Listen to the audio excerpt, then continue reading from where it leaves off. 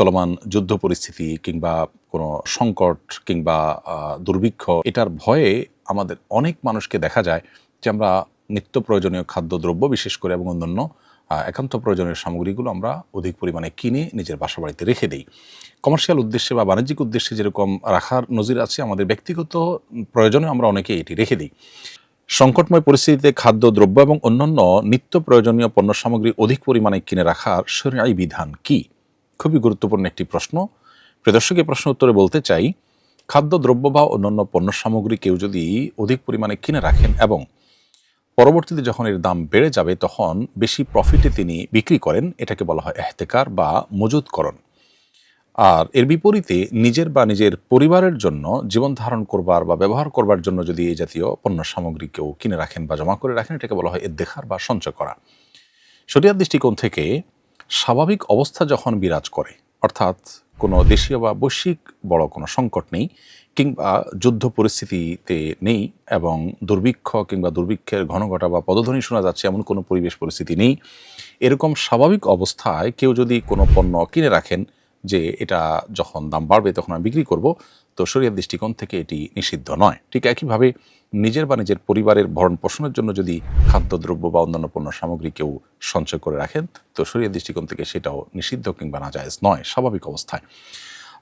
আমাদের দেশে আলু, পেঁয়াজ, রসুন এ জাতীয় অনেক ফসল আছে যে ফসল সারা বছর জুড়ে হয় না, বরং নির্দিষ্ট সময়ে হয় এবং এত অধিক পরিমাণে হয় যে এটা ওই সময়ে সারা দেশে মানুষ খেয়ে শেষ করতে পারেন না।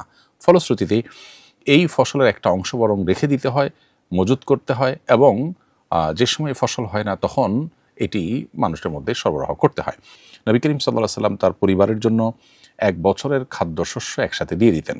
অতএব এখান থেকে বোঝা গেল যে খাদ্যশস্য পরিবারের জন্য ব্যবহার্য যে সমস্ত নিত্য প্রয়োজনীয় পণ্য সামগ্রী এগুলো রেখে দেওয়া বা সঞ্চয় করাটাও নিষিদ্ধ নয়। অনেক উলামা ইকরাম অবশ্য নবী সাল্লাল্লাহু আলাইহি ওয়াসাল্লামের এক বছরের খাদ্য সামগ্রী দেওয়ার এই হাদিসের আলোকে এক বছরের বেশি সময়ের জন্য সেটি সঞ্চয় করে রাখাটাকে নিষিদ্ধ বা মাকরুহ মনে করেন, যদিও হাদিসে পরিষ্কারভাবে এক বছরের বেশি রাখা নিষিদ্ধ সেরকম কোনো কথা বর্ণিত হয়নি। এবার আসা যাক, সংকটকালীন সময়ে আমরা যদি এমনটি করি, বিশেষ করে চলমান যুদ্ধ পরিস্থিতি কিংবা কোনো সংকট কিংবা দুর্ভিক্ষ এটার ভয়ে আমাদের অনেক মানুষকে দেখা যায় যে আমরা নিত্য প্রয়োজনীয় খাদ্যদ্রব্য বিশেষ করে এবং অন্যান্য একান্ত প্রয়োজনীয় সামগ্রীগুলো আমরা অধিক পরিমাণে কিনে নিজের বাসাবাড়িতে রেখে দিই। কমার্শিয়াল উদ্দেশ্যে বা বাণিজ্যিক উদ্দেশ্যে যেরকম রাখার নজির আছে, আমাদের ব্যক্তিগত প্রয়োজনে আমরা অনেকে এটি রেখে দিই। এই ব্যাপারে শরিয়ার দৃষ্টিকোণ হলো, এর ফলে যদি মানুষের ক্ষতির কোনো শঙ্কা থাকে বা মানুষের কষ্টের কোনো কারণ হয় তাহলে সেটি কিন্তু জায়েজ নয়। এমনকি স্বাভাবিক অবস্থাতেও যদি মানুষের ক্ষতি হতে পারে, এই পর্যায়ে যদি কেউ সঞ্চয় করেন কিংবা মজুতদারি করেন তাহলে সেটাকে শরিয়া অনুমোদন করে না। শরিয়ার মূল উদ্দেশ্য হলো মানুষের জন্য ক্ষতির কোনো কারণ যেন না হয়, সেভাবে নিজের ব্যবসা বাণিজ্য নিজের সব কিছুকে পরিচালনা করা।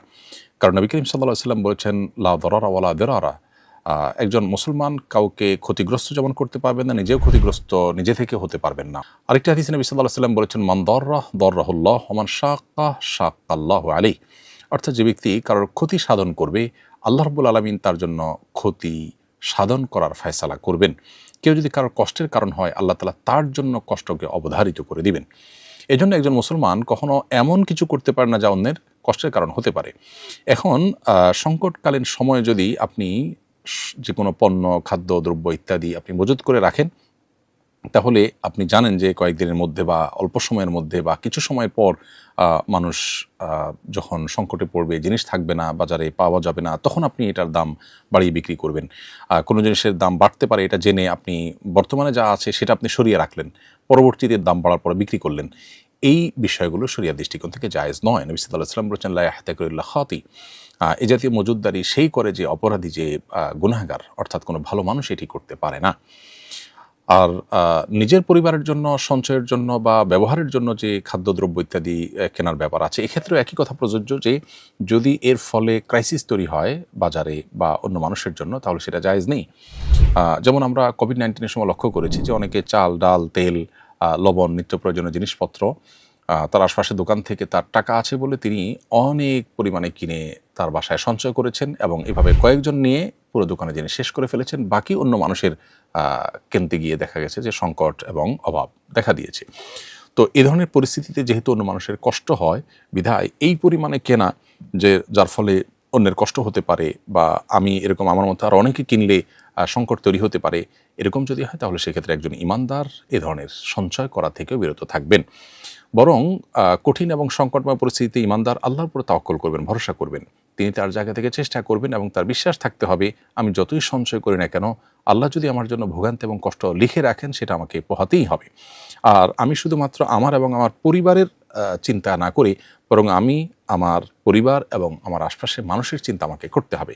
এটাই হলো দ্বীনের শিক্ষা, এটাই হলো ইসলামী মূল্যবোধ, এবং এটাই হলো আল্লাহ রাব্বুল আলামিন আমাদেরকে যে দিন দিয়েছেন সেই দিনের সৌন্দর্য। বিধায় সেই জিনিসটি আমাদের চর্চা করতে হবে, এবং অধিক মুনাফার উদ্দেশ্যে মজুতদারি করা, সংকট তৈরি করা এবং অধিক মুনাফার জন্য অবৈধভাবে মজুতদারি করা, এটা যেমন একজন মুসলমানের জন্য সাজে না, ঠিক তেমনিভাবে নিজের এবং নিজের পরিবারকে বাঁচাবার জন্য অধিক পরিমাণে সঞ্চয় করে বাজারে সংকট তৈরি করা, বা অনেক মানুষ সঞ্চয় করলে সংকট তৈরি হতে পারে সেরকম পরিস্থিতির সৃষ্টি করা, এটা কোনো ইমানদারের জন্য জায়েজ নয়। বিধায় স্বাভাবিক অবস্থায় এহতেকার বা মজুতকরণ কিংবা দেখার বা সঞ্চয় করা এগুলো জায়েজ হলেও সেটার জন্য শর্ত হলো তাতে যেন কোনো মানুষের বা অন্য সাধারণের সর্বস্তরের মানুষের ক্ষতির কারণ না হয়, বাজারে সংকট তৈরি না হয়। কৃত্রিম সংকট তৈরি করার উদ্দেশ্যে যদি করা হয় সেটা সর্বাবস্থায় নাজায়েজ হয়।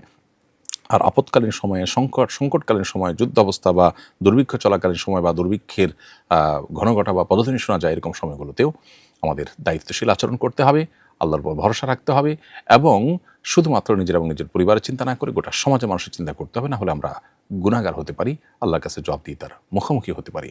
আল্লাহ রাব্বুল আলামিন সকল কঠিন পরিস্থিতি আমাদেরকে আল্লাহর প্রিয় পাত্র এবং একজন ইমানদারের যে চরিত্র সেই চরিত্র ধারণ করার তৌফিক দান করুন, এবং নিজের লোভ, মোহ এবং শুধুমাত্র